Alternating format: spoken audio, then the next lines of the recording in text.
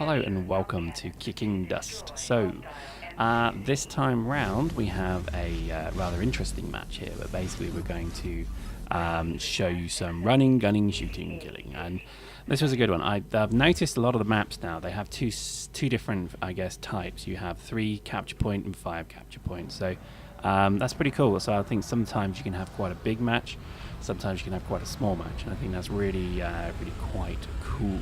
The thing I've also found today is we're going through some of the fits, we're going through some of the militia gear. Now there is actually a really good dropship for 150k ISK with rocket launchers and shield boosters that are completely able to be used.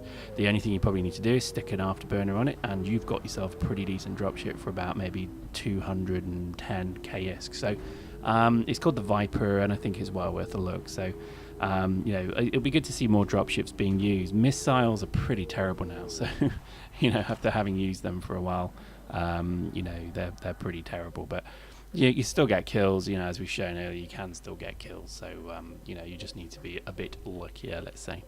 And I think really, you know, that's probably something to bear in mind because there is a lot of good militia gear well worth getting.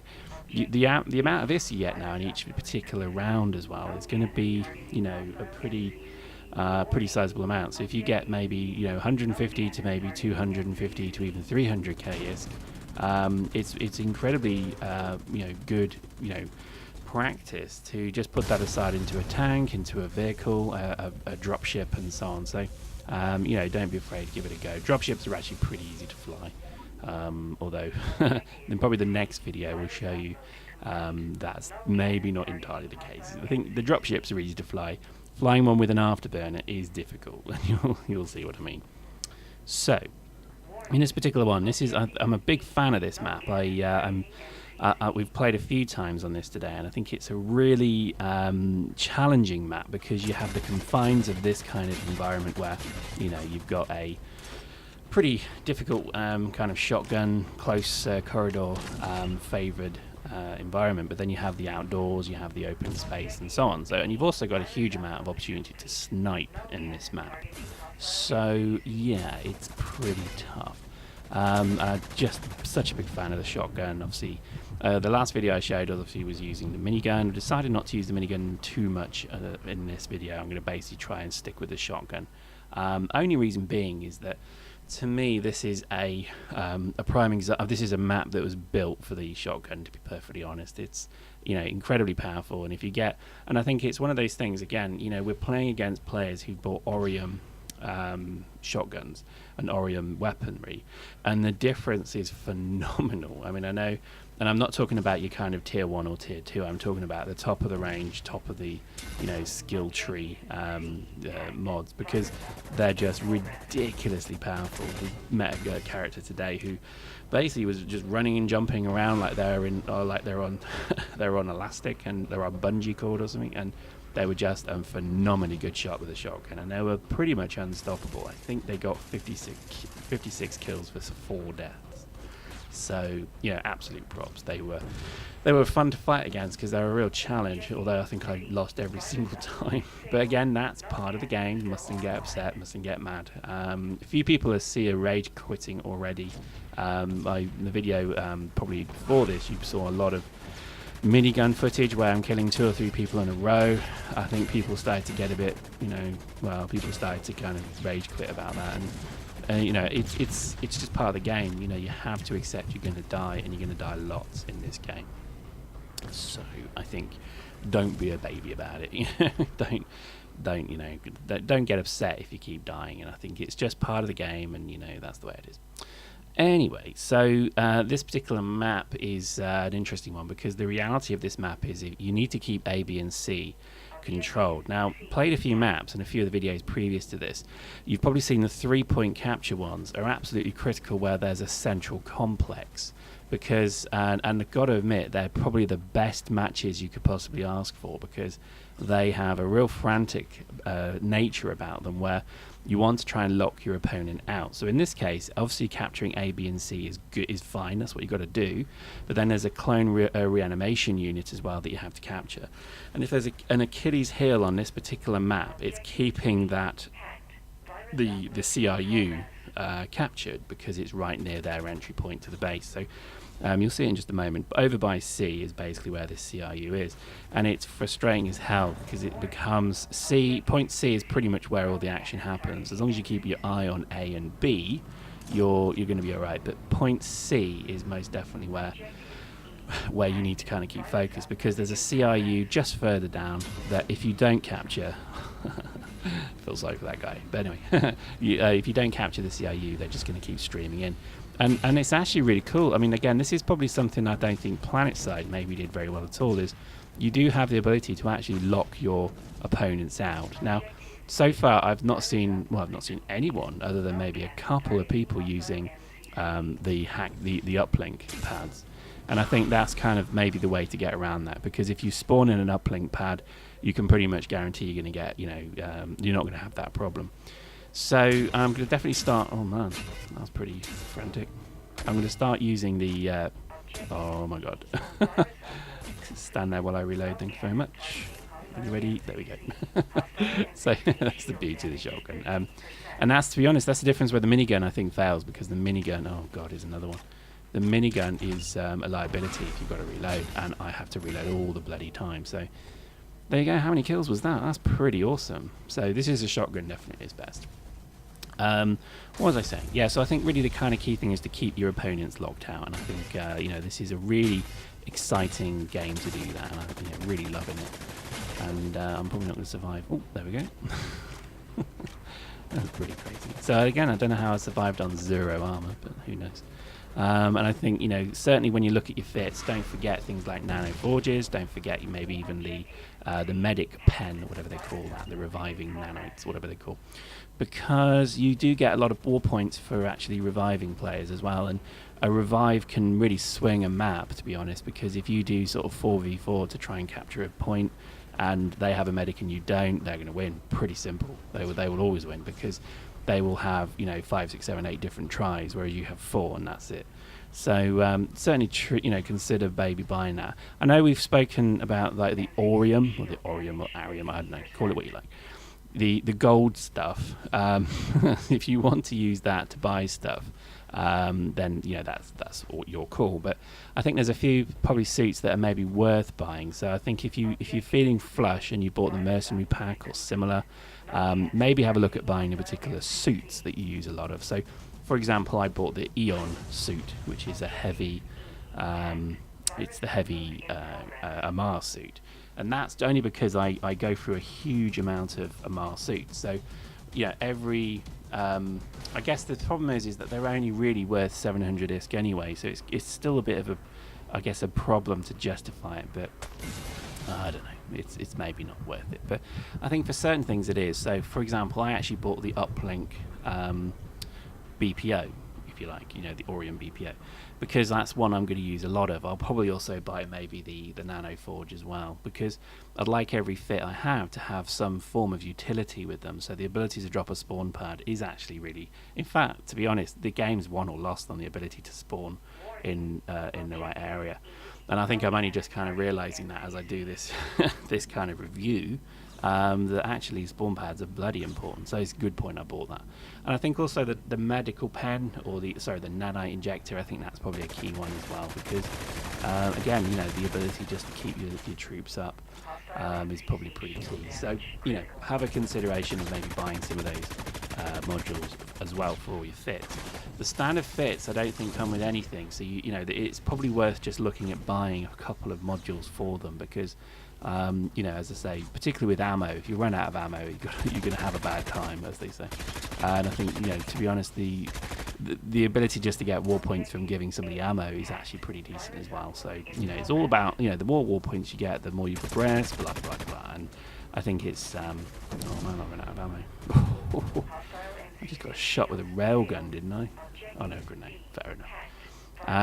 That just sucks. But you can see we're kind of keeping them out. I mean, the hacking A and B, that's not good, but I think we're certainly kind of closing the door to them. And I think we've got D as well. So from a kind of an initial view, this isn't bad, but then I see that they're actually hitting C now, so we've got a problem. We need to lock the door on them, and that's just show you how quickly the whole thing can change. If they manage to do A, B, and C simultaneously, or simultaneously, if you're whatever, and you do have that challenge that they could actually lock all of your spawns in one go. So.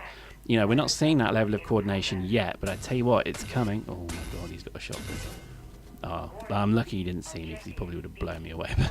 I think this is the thing to bear in mind, is that it's actually pretty. You're going to start seeing some of the major power blocks really asserting their authority. You're going to see, well, I know everyone jokes about the goons dominating this game, but I think some group at some point will pretty much form up, and they will be so militarized and organized, and many other words ending in "ized," that they will probably dominate this, because not that they're better, not that they're good shots or whatever, but they'll know the best fits. They'll put all the money into the right fits. They'll put all of their effort into the right combination of stuff. They'll learn vehicles, and they will fit vehicles with the most unbelievable good stuff. So I think it's kind of happening already. I know some of the top corps in this in Dust are already pretty rock hard, but I just think eventually when you get the ability to bring your full corporation's weight to a single battle, it's going to get messy. I know you can do corp versus corp battles now, and by the way, if there's anyone out there who actually wants to do a corp v corp battle, we'd love to do that, as long as it's mutually okay and you accept that we're going to lose. But I think we're interested in doing that. We've been offered, Joshua was telling me earlier that we've got a corp that's offered to fighters already, so that's cool, and I'm looking forward to that. So, because I think a lot of the time we're just, we're not the best gamers in the world. We're not the most informed players. We're not the most anything really. We're just kind of regular Joes who love the game really. So, if you really are actually just looking to have a bit of fun, and maybe I'll do a video of it if you're interested. So, let me know. We'd love to do some corp fights. That'd be pretty cool. Anyway, I digress. So this is going, I think, relatively well. It looks like we've got them. Their MCC is more damaged, and we've got more clones. So I would probably, if I put my analysis head on, I would say we'll put... Oh, grenade. That wasn't good. I think from an analysis point of view, we're probably going to win this. But again, I've seen a lot of players, as soon as they get to this point, they then go and snipe, just because they can't be asked to go and do anything. And that's on both sides. So all of a sudden, the whole battle swings. I don't know if that's happening here, but it doesn't seem as frantic as some of the other battles we've had so far. I mean, some of the other battles we've had are just unbelievably frantic, crazy, ebb and flow battle, and I just think it's pretty amazing. But so far, I don't think that's happened here. I think it's a pretty civilized fight, where I think we're just kind of dominating them slightly. And again, that's pretty cool. I think that's kind of what it's about. You can see, in fact, now we pushed them completely out of the complex. So that's pretty cool. Oh no, we haven't. I think the CRU, Clone Reanimation Unit, is theirs. So let's go and get that. Okay, it's not the best action I've probably shown, but there we go. This is part of the game. C's done. That's good. Yeah, I think this could be a done deal. I think they're maybe... Oh no, see, they've got the CIU, so that's bad news. Gonna have a bad time.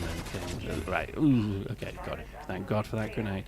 So yeah, I think we get the CIU back under control. This really is the Achilles heel of this map, and I'm happy to have a comments debate if you're interested about this, because this, to me, this map is that CIU that I just capped that is the linchpin. If you've got that, you're going to dominate the base, because I don't know, it just doesn't make sense really, but I just think that is the foothold into this base. So if you're defending it, you need to have that A, B, and C, and that.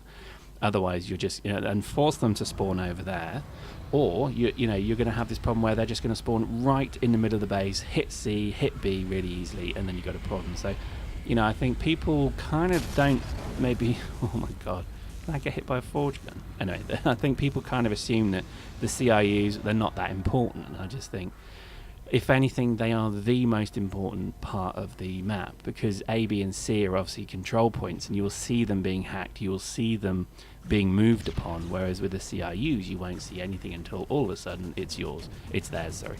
And even if you then run off, they can secretly cap it without you knowing. So this is why it's, you know, it's a pretty dangerous thing not to have, you know, to be fully aware of what the CRU is, or rather who the CRU is who owns it currently. Because if you don't, you're then going to get that problem where all of a sudden, like now, maybe C is being capped. So, you know, they've probably got the CRU and they're probably capping C, and they're already moving on B. So this is the bloody problem. You can see I'm really running with purpose back to try and stop it, because I just know that they've captured the CRU again. They've certainly got C. Now, okay, that's interesting. They haven't got the CRU, but again, somebody's capped C, so... Oh! Is it that dude? My god, he was well armed, wasn't he? He took a shotgun to the head. Anyway, that's probably had good armor plates on him or something. So, not going to capture this. I think I'm trying, but it's pretty pointless. I think they've got the cap on it, but I can then immediately hack it back. And then they're left with D and E. So pretty much, again, the complex is ours. The CRU is still ours, so that's pretty decent. And I think that's kind of the way this map is won, to be honest. Oh, the hacking A. Oh, really, guys? Almost done. Can't I just die with dignity? But anyway, so here we go. We're going to try and get on A. Loving the shotgun, the speed that you can run around with this thing. Boom. Down you go, my friend. And down you go as well. So then, here we go. And I'm trying to find the bit where you press. Oh man, seriously, we're so bad at this. Anyway, so then some git shooting me in the back. Oh, God, I hate this. Come on, come on, come on, come on. Actually, the shotgun, I think, is probably one of the better guns to be in this kind of firefight with. I think I get so frustrated when you run out of your clip in your assault rifle or in your minigun, and then you know that you're dead. You know, while you're reloading, you just got no chance. And I think that's why I don't mind the shotgun. I think it's a particularly good, you know, weapon, to be honest. So this fight's almost done. I think we're looking rosy now. I think A's back under our control. And again, my thoughts immediately extend back to who has got the CRU. So I can see that they're now hacking C. So I now know that they probably got the CRU, and I just got shot. So, you know, it's kind of a juggling act continually. Now, this is the thing. I mean, we have a squad of 4, as most people do. We've got a squad of 4 people. What I think would be awesome is the ability to have, you know, a couple of squads and then be able to do wider comms. I know obviously the facility's there to do it, but I don't think the maturity, no, that's the wrong word. I don't think the focus is there yet for all the players to actually kind of listen to someone and get told what to do, because people just love to run around and get kills, and that's fine. That's what it's about.